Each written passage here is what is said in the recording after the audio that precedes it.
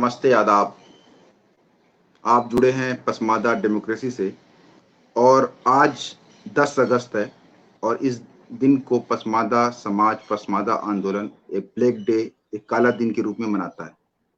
इसकी वजह यह है कि इसी दिन राष्ट्रपति अध्यादेश लाकर दलित मुसलमान और दलित ईसाइयों को एससी लिस्ट से, अनुसूचित जाति की सूची से बाहर कर दिया गया और ये तर्क दिया गया कि ये दो धर्म ऐसे हैं जिनमें जाति उत्पीड़न नहीं है, जिनमें छुआछूत नहीं है।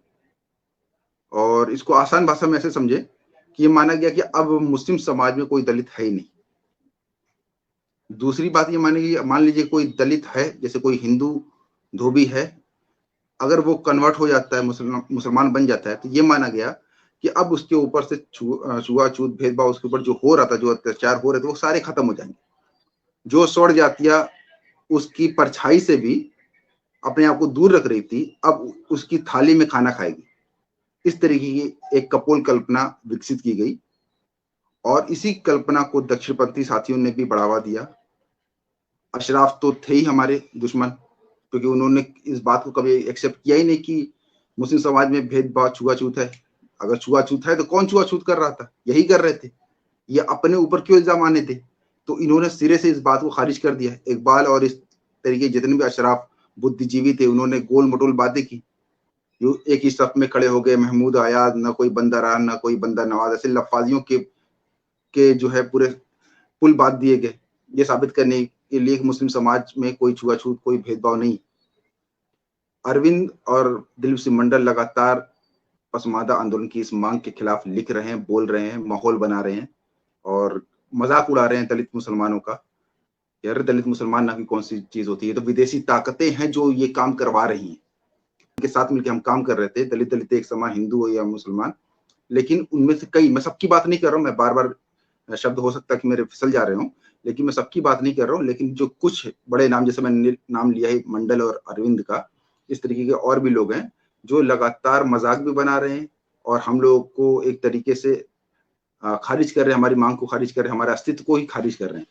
ये मुस्लिम लीग को अशराफ पार्टी बोलने से गुरेज करते हैं, लेकिन कांग्रेस को ये लोग खुल के बोलते हैं ये ब्राह्मणवादी पार्टी थी। तो इस तरीके के दोगले चरित्र के लोग इस समाज में मौजूद हैं, जो कभी हमारे साथी हुआ करते थे, हमारे साथ उठना बैठना था। हमारे साथ मतलब कि हमारे जो बड़े थे, अली अनवर, इस तरीके के लोग, इजाज अली साहब, उठना बैठना था। आज वो जैसे ही सुप्रीम कोर्ट ने ये डिसीजन देने के करीब पहुंची है कि दलित मुसलमानों को और दलित ईसाइयों को शामिल किया जा सकता है कि नहीं, ये लोग दबाव बनाने लगे। इवन कि एक साथी यहाँ तक बोल गए कि मणिपुर को देख लो, मणिपुर में जिस तरीके की घटना हुई है, ऐसी घटना पूरे देश में हो जाएगी। तो वो एक तरीके से सुप्रीम कोर्ट को भी धमकाने के लिए आगे तो आज इन सब सारी बातों पे हम बात करनी, हमको उस समाज, दलित मुस्लिम समाज के साथी वकार अहमद को आज हम जोड़ रहे हैं, ताकि उनसे ही उनके हाल, उनके समाज का हाल हम समझ सकें। और एक और साथी है हमारे, वो हो सकता है कि अभी जुड़ जाए, नसीम हलालखोर। ये जो नसीम बिलाली, ये मऊ से जुड़ेंगे। ये हलालखोर जाति के थे, जिसको अंबेडकर जी ने अपनी किताब, जिसको अरविंद बार बार बोलता है कि उनकी जो किताब है अछूत कौन और कैसे वाली, तो उसमें इस जाति का जिक्र है, जिसको अछूत जाति के रूप में गिना गया था। तो मैं वकार भाई को जोड़ता हूं। हाँ वकार भाई, स्वागत है आपका। वकार भाई, थोड़ा सा मैं आज पहली बार अपने कुछ साथियों के लिए थोड़ा तल्ख बोला हूं, लेकिन जरूरी है, क्योंकि जिस तरीके से उन लोगों ने माहौल बना दिया, तो अब हमको लगा कि हमको बात करनी पड़ेगी इस तरीके से। तो वकार भाई, कुछ चीजों पे बात करते हैं। आप अनम्यूट कर लें अपने आप को पहले तो। जी वकार भाई, हाँ, आप पहले तो इस पे बात करिए वकार भाई कि ये जो मांग है आपकी, मैं आपको उनके तर्क से ही बात करना चाह रहा हूँ ना। वो कह रहे हैं कि कुछ विदेशी ताकतें जो आप लोगों से ये काम करवा रही हैं, मतलब दलित मुसलमान, कुछ देश के अंदर तो कुछ लोग हैं, लेकिन कुछ विदेशी ताकतें भी हैं जो इस मुद्दे को उठाए हुए हैं, जो हर चीज में जिहाद टाइप की चीज खोजने की जो प्रवृत्ति होती है, वो इनके अंदर भी है। जी देखिए, जैसे कमेंट कर लें। ये अजीब इत्तेफाक है कि पूरे दुनिया में इतनी जागरूक क्रिश्चियंस हैं, लेकिन भारत में जिस तरह क्रिश्चियंस के साथ भेदभाव किया गया है, दुनिया में किसी क्रिश्चियन मुल्क ने इस पे आवाज नहीं उठाई। दूसरे मुसलमानों के साथ जो भेदभाव हो रहा है, दलित मुसलमान जो धोबी हैं, नट हैं, मोची हैं, अलालकोर जैसी बिरादरियां, पवरिया, इनके साथ जो भेदभाव हो रहा है उस पर किसी मुस्लिम देश ने कभी कोई मजाक भी नहीं किया है। ना ही किसी लेखक ने, ना ही किसी ब्लॉगर ने कभी कोई बात नहीं की। ये एडवांस में उसमें ये विदेशी ताकत डाल रहे हैं ताकि संघियों से इनको मदद मिल जाए, और यकीनन संघियों से इनको मदद मिल रही है। और कहा जाता है कि लाल भगवा एक है, बाकी सब फेक है। और इन्होंने, बहन मायावती जी ने कई बार अपने दलित समाज के लिए मिलकर सरकार भी चलाई है भाजपा के साथ मिलकर के, तो उन्हें ऐसा लगता है कि हो सकता है हम लोग भी ऐसा कर रहे हो, जबकि हमारे देश में ही अभी ढंग से लोग नहीं मांग कर पा रहे हैं, तो विदेशी ताकतें कहां से आ जाएंगी जी। जो है, चाहे दिलीप मंडल साहब हों या अरविंद जी हों या और भी लोग हों, ये बांट करके देना नहीं चाहते। ये जिस तरह से सौतेले भाई के साथ व्यवहार किया जाता है, सेम उसी तरह का व्यवहार कर रहे हैं कि या तो मर जाए या उसका कम से कम हिस्सा ही छीन लिया जाए। वो हम लोगों को लाल बिहारी मृतक बना के रखे हुए हैं कि वो जिंदा भी हैं, उनका हक हकूक भी गायब है। वकार भाई, आप थोड़ा सा मुझे समझाएं कि ये 341 का वाला मामला क्या है, और ये आपकी मांग कब, कितनी पुरानी, कहा जाता है कि मांग बहुत नई है, और ये मंडल के बाद ये मांग शुरू हुई है, और बहुत कृत्रिम मांग है। इन लोगों ने पहले ये मांग क्यों नहीं की? आप लोग कहाँ सोए हुए थे? देखिए, हम लोग अभी भी सोए हुए हैं, हम लोग अभी भी सोए हुए हैं। अभी भी उस लेवल पे हमारे यहाँ कोई बातचीत नहीं हो पा रही है। हम ट्विटर पे इसको ट्रेंड नहीं करा पा रहे हैं, हम भारत भर में लोगों को बता नहीं पा रहे हैं। तो 90 के पहले जब मुसलमान खुद बुरी तरह से दबा कुचला था, पढ़ा लिखा नहीं था, अशराफों की हालत भी बहुत खराब थी, पसमानदा की हालत और गई गुजरी थी, और बहुत सारे लोगों को पता तक नहीं था इस भेदभाव के बारे में, क्योंकि इसमें जो बिरादरियां लगी हुई थी वो हद से ज्यादा कमजोर थी। 1950 के पहले सारे लोग आरक्षण पा रहे थे, उसमें कहीं कोई भेदभाव नहीं था। कौन ले पा रहा था कौन नहीं, ये अलग बात है। 1950 में बाजाबता एक प्रेसिडेंशियल ऑर्डर आता है अंबेडकर जी के कानून मंत्री रहते हुए, और वहां से हमारे साथ अन्याय शुरू होता है। फिर 1962 में एक कानून बनता है, जो दुनिया में अकेला कानून है, जो सऊदी अरब में भी इस तरह कोई कानून नहीं है, कि अगर कोई हिंदू हो जाए तो उसको हम फैसिलिटी देना शुरू करेंगे। तो दुनिया के महान सेकुलर नेहरू जी के जमाने में ये हुआ, और भारत ने और भारत के लोगों ने इसको देखा, और इस पे आज तक कोई आवाज किसी की नहीं उठी। हम लोगों के यहां जागरूकता नहीं थी, ये सच है। मंडल के बाद बहुत सारी चीजें नई नई, आरक्षण मिला है जब, तो फिर आरक्षण का मजा जब मिला है लोगों को, तब समझ में आया कि यार एक मांग तो ये भी थी जिसको हम लोग उठा नहीं पाए। और अगर कोई मांग नई हो तो उससे वो मांग कमजोर नहीं होती, न्याय न्याय होता है, और अन्याय अन्याय होता है, उसके लिए टाइम कोई चीज नहीं होती है। अच्छा, मैं देखिए, मैं अभी, आप लोग जो भी साथी देख रहे हैं वो ये समझे कि मैं अभी जो बात कर रहा हूँ वो मंडल और अरविंद का जो प्रिंट पे जो इंटरव्यू था, और जिस इंटरव्यू के बाद उन्होंने माहौल बनाया है, लगातार मंडल ने मजाक बनाया है दलित मुसलमानों का, और इस तरीके की एक पोस्ट लिखी थी उसने कि उन्होंने ऐसा लिखा कि सुप्रीम कोर्ट के सामने दलित मुसलमान मौजूद है, उनसे पूछा जा रहा है क्या आपके धर्म में जो है जाति है? वो कहे नहीं, हमारे धर्म में कोई जाति नहीं है। तो छुआछूत हुआ कि मस्जिद में किसी को मार दिया गया घुसने में, या घोड़ी चढ़ने पे किसी को मारा गया, मूछ रखने पे किसी को मारा गया। अच्छा, ऐसा नहीं हुआ तो किस आधार पे आप लोग जो है आरक्षण चाह रहे हैं? ठीक है, मतलब मैं पूरा याद नहीं, लंबी सी पोस्ट थी, लेकिन मैं आपको लबोलबाब बता रहा हूँ। तो उस तरीके की पोस्ट वो कर रहे हैं, और इस तरीके ही उन्होंने अपना एक पक्ष उन्होंने तय कर लिया कि उनको किस तरीके से, किस आगे कहाँ पे जाना है। और यही वो मंडल है जो पहले जो है इसका समर्थन किया करते थे। ठीक है, तो ये उनके व्यवहार में ये बदलाव आया है। वो लिखे भी हैं, उन्होंने आर्टिकल भी लिखा कि मेरा व्यवहार इसलिए बदला क्योंकि अरविंद के तर्क बहुत मजबूत थे। तो मैं इसीलिए अरविंद के तर्क पे ही बात करने की कोशिश कर रहा हूँ। और इससे पहले भी मैंने जो शिरीन जो थी, उन्होंने अरविंद के जो आर्टिकल था, उस आर्टिकल पर उन्होंने बहुत अच्छा एक काउंटर आर्टिकल लिखा था। मैं देखिए, मैं अगर मेरे पास हो तो मैं उसको दिखा भी देता हूँ कि ये देखिए ये उनका आर्टिकल है, ठीक है। ये आर्टिकल जो है शिरीन ने लिखा था, ये ऑक्सफोर्ड से वो पीएचडी कर रही हैं, तो वो अरविंद को उन्होंने जवाब दिया था और हमने कोशिश की थी इस आर्टिकल को, क्योंकि वो इंग्लिश में आर्टिकल है, हिंदी में उसको उसका सारांश खुद शिरीन के साथ मिलके हमने उसको देने की कोशिश की थी। तो वकार भाई आप थोड़ा सा ध्यान दें इधर। जी वकार भाई, मैं उन्हीं के तर्क को एक एक करके ला रहा हूँ, क्योंकि आपसे पूछने का मकसद ये है क्योंकि आप उसी समाज से हैं, सबसे बेनिफिशियरी आप ही। हम लोग तो बस आपके समर्थन में है, अगर ये मिलता भी है तो उसको हम, हमारी जातियां जो मजबूत जातियां गिनी जाती है नॉर्मली, आपकी तुलना में तो मजबूत ही जातियां हैं, तो वो इसमें शामिल नहीं होगी, ठीक है। तो वकार भाई इस पे उसके दूसरा तर्क ये था, उसका कहना ये था अरविंद का, वो ये कह रहा था कि ये कभी रिलीजियस न्यूट्रल रहा ही नहीं। आप लोग ये साबित करने की कोशिश कर रहे हैं कि ये 1950 में इसमें प्रतिबंध लगाकर इसको हिंदू धर्म के लिए विशेष कर दिया गया, जबकि ऐसा नहीं था। ये जब इसका अस्तित्व आया, उस अस्तित्व में ही ये कह दिया गया था कि जो बंगाल के बौद्ध हैं वो इसमें शामिल नहीं होंगे और ईसाई शामिल नहीं होंगे, दो शामिल नहीं होंगे, ये उसमें कहा गया था। जी वकार भाई। नहीं, जैसे जैसे अंग्रेजों की सरकार थी, अंग्रेज ये मान के चल रहे थे कि हम शासक है और अशासक जो धर्म है उसकी आबादी बहुत थोड़ी सी थी, तो वो इसलिए उन्होंने को हटा रहे हैं। बौद्ध धर्म के बारे में उनको लगा होगा कि भाई ये ठीक ठाक मामला है, उनको उन्होंने हटा दिया होगा। अगर कोई इस मामला है तो उससे हमारी जो जातियों की दिक्कतें हैं, जैसे धोबी वही सेम काम है, भी हो रहे हैं, और यहाँ जो बंगी हैं, दोनों के पेशे सेम है, दोनों साथ व्यवहार सेम है। बल्कि आप ये कह सकते हैं कि जो हिंदू दलित हैं उनके साथ मुसलमानों के व्यवहार फिर भी बहुत ठीक ठाक रहते हैं, लेकिन मुस्लिम दलित के साथ ना हिंदू दलित ना हिंदू सवर्ण और उनके जो ओबीसी हैं वो हमारे साथ अच्छा व्यवहार करते, ना हमारे सवर्ण हमारे साथ अच्छा व्यवहार करते।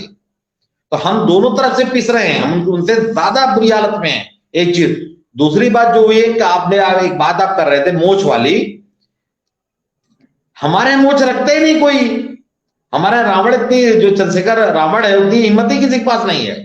हमारे कोई घोड़ी चढ़ने की जिद करता ही नहीं। जो दलितों में दिक्कतें आ रही हैं वो मुकाबला कर रहे हैं, वो बराबरी कर रहे हैं, उनकी हैसियत है उस तरह की। कल्पना सरोज कौन एक लेडी है जो डिक्की की चेयरमैन है, वो 2000 करोड़ की मालिक है और दलित आइडेंटिटी के साथ हैं, और दलित मुसलमान में कोई इस तरह का है ही नहीं जो कंपटीटर बने। वो तो कुछ कहता ही नहीं, वो तो सभी लोगों को के सामने झुका हुआ है। तो चाहे मोच रखने की बात हो, चाहे मस्जिद में जाने की बात हो, हमारे आजमगढ़ में हलालखोरों की अलग मस्जिद है, मस्जिद में रोका जाता था उनको, हमारे यहाँ धोबियों की अलग मस्जिद, आप खुद देख के आए हैं। और क्या चाहिए इनको? ये सारे बहाने हैं, और ये भी बता रहे हैं वो इसी बहाने उनके दिल कितने छोटे हैं, वो राज क्या करेंगे। जी अच्छा, नसीम बिलाली साहब हमसे जुड़ चुके हैं, बहुत बहुत स्वागत है सर आपका। ये मऊ से जुड़े हुए हैं हमसे, और वकार भाई हमसे लखनऊ से जुड़े हुए हैं। नसीम बिलाली साहब के साथ हमने एक इंटरव्यू भी किया था, आप देख सकते हैं। ये हलालखोर समाज से आते हैं और हलालखोर समाज के लिए काम कर रहे हैं, तो इनसे हमारा इंटरव्यू है वो यूट्यूब पर मौजूद है हमारे चैनल पे, उसको देखिए। नसीम साहब, अभी जो है जो हम बात कर रहे थे वो ये बात कर रहे हैं कि ये कहा जा रहा है दलित साथियों की ओर से कि आपके अंदर छुआछूत नहीं है तो कहाँ है, दिखाओ मुझे। हमको नहीं दिखता कि किसी दलित को किसी को मार दिया गया मस्जिद में घुसते हुए, या किसी घोड़ी चढ़ते हुए मारा गया, या इस तरीके कोई घटनाएं इस तरीके का नहीं दिखता। इसलिए आपके अंदर छुआछूत भेदभाव नहीं है। जी नसीम साहब, आपको मैं सोलो कर देता हूँ। जी बोले, आप क्या? आदाब। बहुत बहुत शुक्रिया आपका। और जहां छुआछूत की बात है, मैं बताऊं आपको कि जिस तरीके से आप देखेंगे कि कहीं ठेले पे लिखा रहता है यादव जूस कार्नर, कहीं लिखा रहता है चौहान ढाबा, और अगर हम लिख दें हलालखोर जूस कार्नर, तो क्या कोई खरीदेगा? कोई खरीदता है? छुआछूत की भावना तो इतना है, हम हलालखोर जात से ताल्लुक रखते हैं और हलालखोर जात का मुख्य पेशा है मैला ढोना, नाली नालों मलमूत्रों की सफाई करना, बाजा बजाना, सूप बनाना। तो हम समाज में सबसे देह दृष्टि से देखे जाते हैं, गिरी नजर से देखे जाते हैं, और हलालखोर जात को सब लोग जानते हैं कि इनका काम है सफाई करना, नाली नालों मलमूत्रों की सफाई करना, ट्रैक्टर पर कूड़ा लादना। तो ये जब चीजें हमारे सामने आती हैं और समाज के सामने आती हैं, तो जो मैं बात ये कहना चाह रहा हूं कि अगर कहीं लिखा हुआ है Yadav juice corner, Chauhan juice corner, या इस तरीके से और दूसरे नामों से, लेकिन अगर हम लिख दें हलालखोर जूस कार्नर, तो कोई खरीदने वाला नहीं होता है। अभी मैं आपको बताऊं कि छूत की बात जो है, हमारे वहां एक मुस्लिम होटल खोले थे अलाउद्दीन साहब, जो रेलवे एम्प्लॉय थे, रिटायरमेंट के बाद उन्होंने एक सोचा कि एक काम हम शुरू करें, तो उन्होंने मुस्लिम होटल खोला था। जब वो मुस्लिम होटल खुला तो उंगली दिखाते थे लोग, अरे वो मेहतर का होटल है, हलालखोर का होटल है, हिला का होटल है, उस पर मत जाओ खाने के लिए। रोजाना 4-5 किलो उनका जो है राशन और गोश्त नुकसान होता था होटल। छुआछूत तो आज भी है जी। और मैं आपको बता दूं कि जो हमारा समाज बाजा बजाने का काम करता है, बारात में सबसे आगे होता है और उसकी ही धुन पे सब तमाम बाराती थिरकते हैं, नाचते हैं, और जब वो बारात लेकर के दरवाजे पे पहुंचता है तो इस बाजा वाले को एक तरफ कर दिया जाता है, उसको बरधौली में बैठाया जाता है, उसको बाद में पानी पिलाया जाता है। ये क्या चीजें हैं? ये छुआछूत नहीं है। तो जी। मुझको नहीं समझ में आता है कि इस समाज में, जिस समाज में रिजर्वेशन का जो है प्राविधान है, हमारे साथ ये अन्याय क्यों हुआ? रिजर्वेशन क्यों दिया गया? किस बुनियाद पे दिया गया? मैं मानता हूँ ठीक है, मुसलमान के नाम पे नहीं मिलना चाहिए, लेकिन जो मुसलमानों में पसमानदा बिरादरियों में हम सबसे पसमानदा बिरादरी है हलालखोर जात के लोग, जिनका मुख्य पेशा है नाली नालों मलमूत्रों की सफाई करना, मैला ढोना। और आज तक इस समाज में एक भी एमएलए नहीं, एक भी एमपी नहीं, एक चेयरमैन नहीं, एक सभासद नहीं, एक पार्षद नहीं, कोई डॉक्टर नहीं, एमबीबीएस डॉक्टर नहीं, कोई रेडियोलॉजिस्ट नहीं। हम सामाजिक लिहाज से पिछड़े हुए हैं, हम राजनीतिक लिहाज से पिछड़े हुए हैं, हम आर्थिक लिहाज से पिछड़े हुए हैं, और हमारे साथ ये अन्याय क्यों हो रहा है? आज तक जिन समाज के बड़े तबके के लोगों ने कहा हमसे कि देखिए, आप जो मैला ढोने का काम करती है, एक खैरुनिया है बदरुनिया, ये मत सोचना कि ये छोटा काम है, तुम लोगों का हाथ क़यामत के दिन सोने और चांदी का हो जाएगा, इतना इतना सोने और चांदी का हो जाएगा, तुम हलालखोर और हलाल की कमाई खाती हो। जिन लोगों के आप जानते हैं कि शुरू से, चाहे 1950 की बात कीजिए, आजादी के पहले की बात कीजिए, आज सिचुएशन ये है कि जिन लोगों ने हमसे कहा, मैला ढोने का काम करवाया, इसलिए कि जो फॉरवर्ड थे या बैकवर्ड मुस्लिम थे या हिंदू थे, जिनके घरों की औरतें बाहर नहीं जाती थी क्या नाम है, लेटरिन के लिए, उन लोगों ने अपने घरों में जो है सुख शौचालय बना रखा था। हमारे ही घर की औरतें, हमारे घर की माँ बहनें, हमारे लोग जाकर के उसकी साफ सफाई करते थे।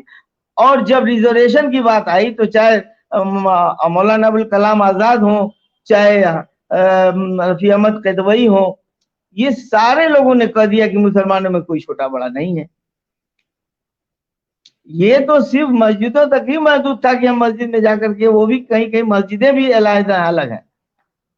ये तो रिजर्वेशन की बात थी, जो हिंदुस्तान में कानून था कि रिजर्वेशन देकर के दबे कुचले लोगों को आगे बढ़ाया जाए, समाज के मुख्य धारा में जोड़ा जाए।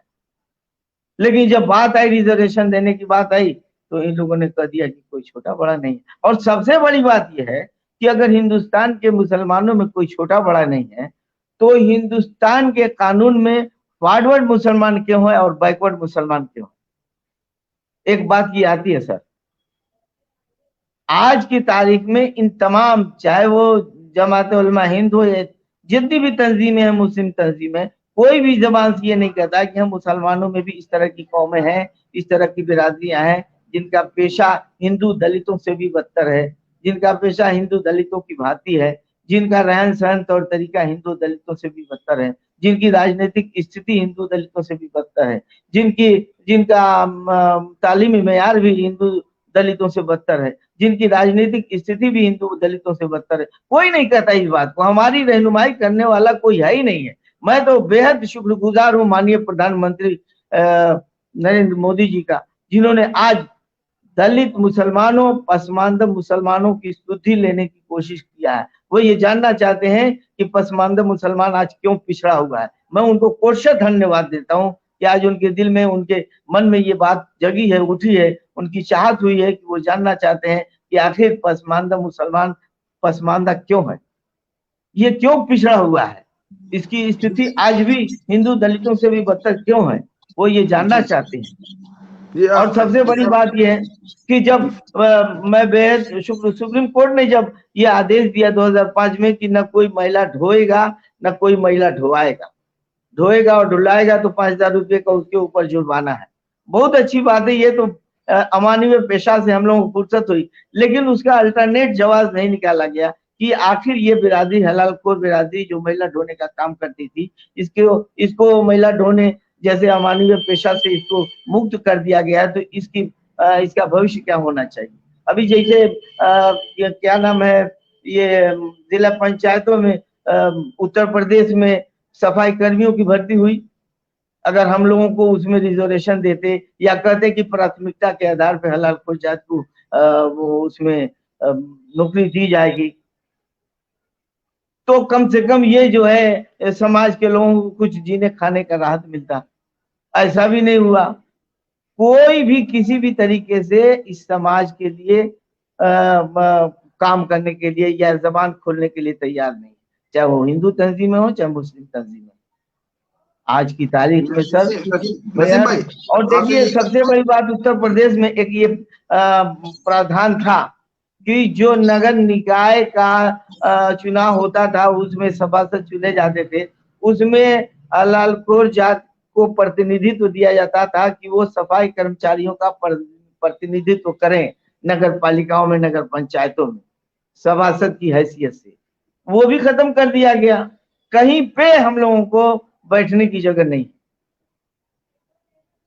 नसीम भाई, मैं एक सवाल और करता हूं आपसे। ये आपसे बोला जा रहा है, ये दलित साथी दिलीप सिंह मंडल और ये अरविंद ये तो बोलते हैं कि आप लोग जो पहले से छुआछूत जो था, आप लोग मुसलमान बन गए, तो अगर वहां पे दोबारा छुआछूत है तो आप दोबारा से बौद्ध क्यों नहीं बन जा रहे? बौद्ध बन जाएंगे तो आपको आरक्षण मिल जाएगा। इस तरीके की बातें कही जा रही है। धर्म परिवर्तन दोबारा कर लो। हम क्यों बने बुद्ध या ईसाई या हिंदू, हम क्यों बने? हमारे धर्म में किस चीज की कमी हमको है? हम अपने धर्म के हिसाब से नमाज रोजा के पाबंद हैं। क्या ये रिजर्वेशन धर्म के नाम पे दिया गया है क्या? अगर धर्म के नाम पे दिया गया हो तो जो आप बात कर रहे हैं उसमें कुछ सदाकत है।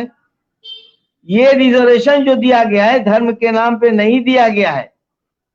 राजनीतिक लिहाज से जो लोग पिछड़े हुए थे, जिन लोगों के साथ छुआछूत था, जिन लोगों का तालीमी मेयार बहुत नीचा था, जिनका आर्थिक स्थिति खराब थी, जिनको समाज में है दृष्टि से देखा जाता था, इस बुनियाद पे रिजर्वेशन हुआ है कि धर्म के बुनियाद और मजहब के बुनियाद पे हुआ है।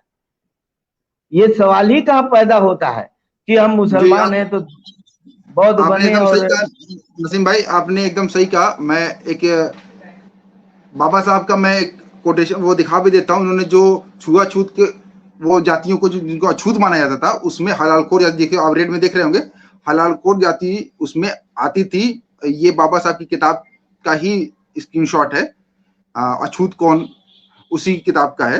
तो इस टाइम तक इन जातियों को अछूत जाति गिना जा रहा था। अच्छा, मैं सेम सवाल नसीम भाई, मैं सेम सवाल पूछना चाह रहा हूँ अपने वकार भाई से। वकार भाई हिंदू सॉरी मुस्लिम धोबी हैं, तो वकार भाई आपसे भी यही सेम सवाल है। ये कहते हैं कि आप लोगों को इतना ही लालच है आरक्षण का, तो अब दोबारा से अगर और आपके धर्म में मुसलमान बनने पर आपके साथ कोई बदलाव भी नहीं हुआ, जैसे आप लोग खुद ही बोल रहे हो कि छुआछूत अभी तक आप जो झेल रहे हो, तो वापस क्यों नहीं घर वापसी क्यों नहीं कर ले रहे हो? और हिंदू नहीं बनना तो बौद्ध बन जाओ। खासतौर से बौद्ध लोग ज्यादा ये आर्गुमेंट देते हैं कि भाई तुम लोग बौद्ध का नहीं, आपने हिंदू का नाम ले लिया, मैं बौद्ध पे ही हाथ उठाया था कि उसमें जो है, जो बौद्ध साथी कह रहे हैं कि अगर आपको मुस्लिम में दिक्कत है तो बौद्ध बन जाइए। तो जब बौद्ध बन के भी आपको आरक्षण ही लेना है तो हिंदू से बौद्ध क्यों बना गया? अगर बाबा साहब भीमराव अम्बेडकर ने कहा था मैं हिंदू पैदा जरूर हुआ हूं लेकिन मैं हिंदू मरूंगा नहीं, वो बौद्ध बन गए। या बहुत से साथी हिंदू से बौद्ध बने, बौद्ध में जात पात नहीं है, तो फिर वो दलित साथी जो बौद्ध बन गए वो आरक्षण क्यों ले रहे हैं? और जब बौद्ध बन के भी आरक्षण ही लेना है तो हिंदू बनने में क्या दिक्कत थी उनको? फिर वापस वो हिंदू हो जाए, वो वापस हिंदू हो जाए तो हो सकता है हम लोग भी कोई रास्ता दिखे। लेकिन दरअसल जो बामसेफ और इससे जुड़े हुए साथी हैं वो बौद्ध धर्म का प्रचार कर रहे हैं। हमारे यहाँ तो कुछ उमर गौतम टाइप के लोग, कह लें कलीम सिद्दीकी टाइप के लोग इस्लाम का प्रचार कर रहे हैं, बाकी लोग तो फिरकों का प्रचार करते हैं। लेकिन हम ये देख रहे हैं कि हिंदू धर्म हो या बौद्ध धर्म हो, दोनों लोग दिन भर अपने धर्म का प्रचार कर रहे हैं। कोई कह रहा वंदे मातरम पढ़ के मतलब आधे हिंदू बन जाओ, कोई कह रहा बौद्ध बन जाओ। मतलब ये तो कभी औरंगजेब ने भी नहीं कहा था कि तुम मुसलमान बनोगे तभी हम कुछ देंगे। 37% राजपूत उसकी फौज में थे और अच्छे खासे ब्राह्मण और उनकी यहाँ जॉब में थे, श्रीवास्तव के जॉब में थे। उसने तो ये कब हमारी किसी हिस्ट्री में हमने नहीं पढ़ा कि पहले मुस्लिम बनोगे तो कुछ मिलेगा। ये तो मैं बोल भी रहा हूँ, हम सभी दलित साथियों को के लिए न करें। देखिए कई साथी लिख भी रहे हैं, अरे भाई हम अरविंद जैसे नहीं है, हम दिलीप सिंह मंडल जैसे नहीं है, तो हम सबको ना बोले। अच्छा, मैं एक बात और जोड़ दूं, मैं ये सवाल किया था शरीन आजम से भी किया था कि एक स्टैंड रहा है दलित मूवमेंट का, अम्बेडकराइट मूवमेंट का ये स्टैंड रहा है कि वो अपने आप को हिंदू नहीं मानते। ये मेरा आर्गुमेंट नहीं है, उन्हीं का आर्गुमेंट है ना। लेकिन अरविंद और दिलीप सिंह मंडल पानी पी के हिंदू धर्म और इन सबको गाली देता, सबको पता है, कोई किसी कहने बात नहीं, उसके पोस्ट पे चले जाओ दिख जाएगा। और जैसे ही ये सुप्रीम कोर्ट का आदेश आने वाला हुआ तो वो अब ये बोलने लगे कि एक हिंदू धर्म की बड़ी छतरी है, उस छतरी के अंदर जो है बौद्ध भी आते हैं, उस छतरी के अंदर सिख भी आते हैं, इसलिए इन्हीं को सिर्फ आरक्षण का लाभ मिलना चाहिए। तो ये स्टैंड उन्होंने चेंज कर लिया और इससे बहुत अच्छे जो दलित साथी थे जो लगातार ये बात बोलते थे कि हम जो है उस वर्ण व्यवस्था में शामिल ही नहीं है, हम अवर्ण हैं, हम उस वर्ण से बाहर है, इसलिए अवर्ण है, इसलिए दलित है, वो भी चुप रह गए। वो भी दिलीप मंडल और इनके समर्थन में ही चुप रह गए। तो ये स्टैंड पूरा चेंज कैसे हो गया? नहीं, देखिए वो पहले तो ये जान लीजिए, हम इधर काफी दिनों से लोग इस्लाम में ही परेशान है अपने फिरके में, उन्होंने हिंदू धर्म को जाना ही नहीं। हिंदू धर्म में जो चारवाक दर्शन है, हिंदू धर्म में जो बौद्ध दर्शन है वो नास्तिक टाइप का दर्शन है, लेकिन वो हिंदू धर्म का एक पार्ट ही है चारवाक दर्शन। तो वो अगर हिंदू देवी देवताओं को बुरा भी कहते हैं तो भी वो हिंदू रहते हैं। जैसे हमारे शिया भाई हैं, साहबा को बुरा भला कहने के बाद भी वो मुसलमान रहते हैं, हज करने जाते हैं। उसी तरह से इनके यहाँ अरविंद जी और भी जो लोग हैं वो हिंदू धर्म को बुरा भला भी कहेंगे और हिंदू बने रहेंगे चारवाक दर्शन के हिसाब से, नास्तिक दर्शन। और जब इनको जरूरत पड़ी है तो ये अपना असली चेहरा लेके हमारे सामने आ गए। दरअसल इनका सभी लोगों का भारत के लोगों को तय करना होगा कि बीजेपी जिस तरह खुल करके हर काम कर रही है, बाकी लोग कब तक छुप के रह पाएंगे। जैसे कांग्रेस ने सीडब्ल्यूसी में भी किसी पसमानदा को जगह नहीं दिया है, बहन मायावती भी कभी भी दलित मुसलमानों को किसी तरह का कोई हिस्सा नहीं दिया उन्होंने।